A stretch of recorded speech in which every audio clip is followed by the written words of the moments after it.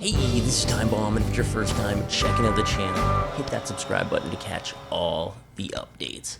Thanks a lot for joining me here today.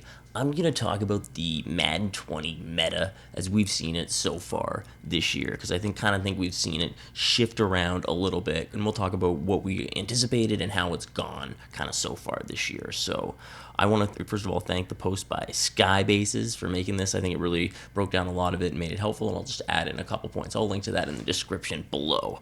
So pre-Madden 20, there was more. They wanted to make more cards viable. So if you throw a ball a lot, you can get a pocket passer, and if you don't necessarily need to have those scramblers, those Vics won't be necessarily overpowered. And I think that generally at the start did work out. I think Rodgers was very good, has the best throw power, and I think that was recognized pretty early.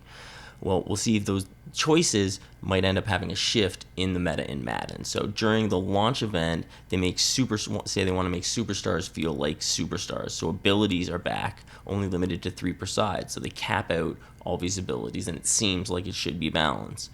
So Cohen's Team Builder card releases with Jukebox. So that's opening the floodgate to future cards with crazy abilities. So at launch, Jukebox was actually much faster and was patched down as well. So that Jukebox was very overpowered at first, and people saw that, and especially because defense has been patched a lot to be made a lot better, but it was even tougher at the launch of the game. And then Steve Young releases, and he has Escape Artist. So it was pretty annoying to deal with, because even if you did send the pressure, which at the beginning of the game, that's right, the pinch, 3-4 pinch was one of the most popular blitzes that was coming out, and people would just send that pressure so fast and no one knew what to do with it. Steve Young gave people a viable option because they could run outside the pocket very quickly with him, but he had a pretty long release and wasn't 100% accurate on the throw, so he was kind of limited.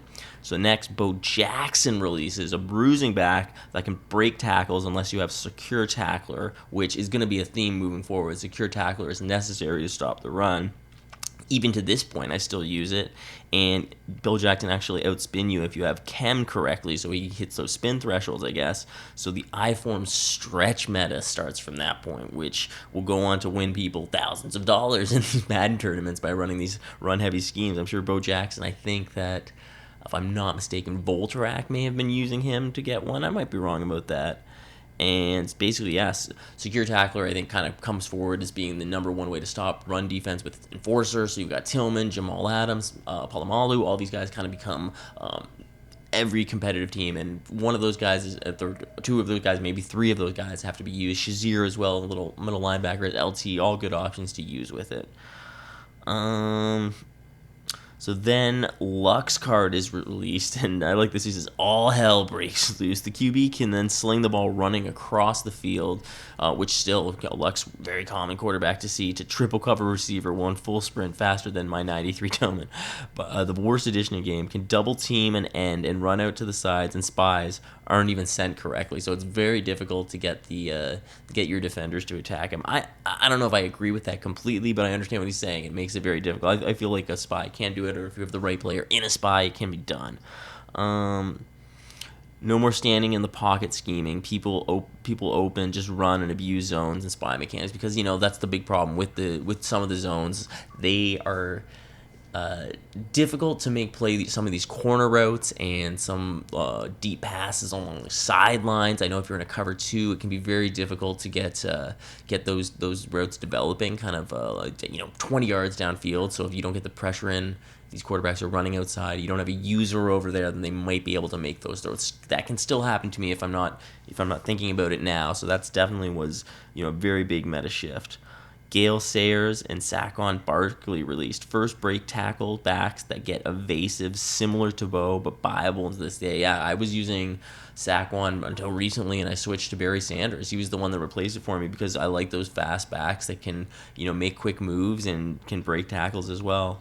So then, which leads us, of course, to the NFL 100 cards, which, actually, before we get into the NFL 100 cards, there's another meta point that he doesn't mention here I should bring up, which is the nasty streak, the blocking meta. Using it was so overpowered because you could move your Joe Thomas to tight end. So you could even have him wide receiver positions, so he could get out there blocking. So what they did after about a week after, I think someone won a tournament, I can't remember who now, using that it was Beast Mode Mac, using that ability and just destroying his competition. He just showed how overpowered it was. He and also Joke and that crew all used it in the Regs tournament earlier in the year, but it wasn't the same as in Hut in salary cap I said Hut, wow, thinking of Hockey Ultimate Team. In Mutt salary cap mode, when you just can't put the cap into it necessarily to have those players on the field to stop it.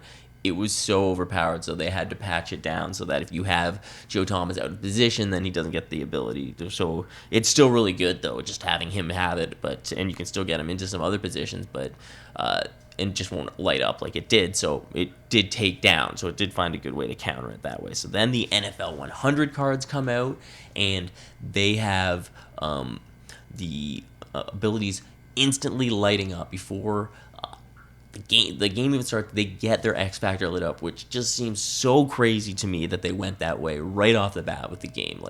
Or not right off the bat, but I guess we're 4 months in now. It's a third of the way, but it just seemed crazy to me to just have them lit up. But I also didn't realize right away it's only limited to one specific NFL 100 ability for each guy. But once we get into these QBs and these wide receivers having it, things are going to get interesting then, I think. And let's see what he had to say here about it.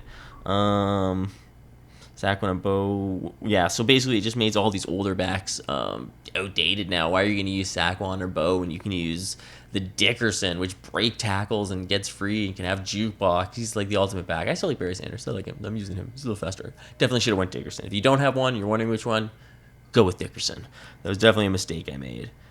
And then Emmitt Smith and Devin Hester, with their auto-protective custody, turn on aggression ball carrier and break 3 tackles while running into the backs of your linemen. So he can just be doing nothing. You can just be gone with those guys. And also Devin Hester off the kick returns has been crazy. I think he has I might be wrong with this one. I think he has human joystick or something lit off the kick, something crazy off the kick return, so he's amazing. I've seen ridiculous replays of people doing spins, jukes, leapfrogs, just like all these crazy things.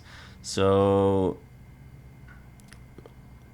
the one thing that I should talk about too is about defensive meta through the year, which has been basically 3-4, 3-4 bear, and dime defense. Those have been the meta defenses all this year. It's been very limited that way. Some people have been using Lamar a bit too. I should say that there is a little bit of that QB kind of option run meta. So those are some honorable mentions along the way.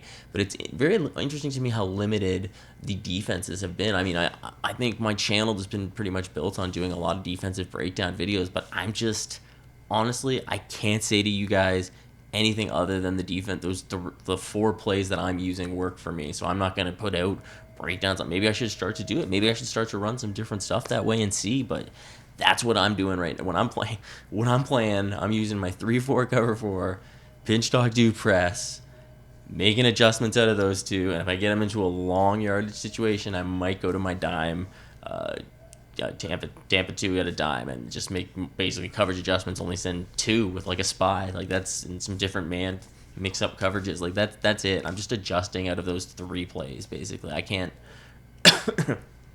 even think of those. It's not even 4 plays. It's 3 defensive plays that I'm using to win, and I feel like I can stop the run basically at a 3-4 with those 2 plays and the pass.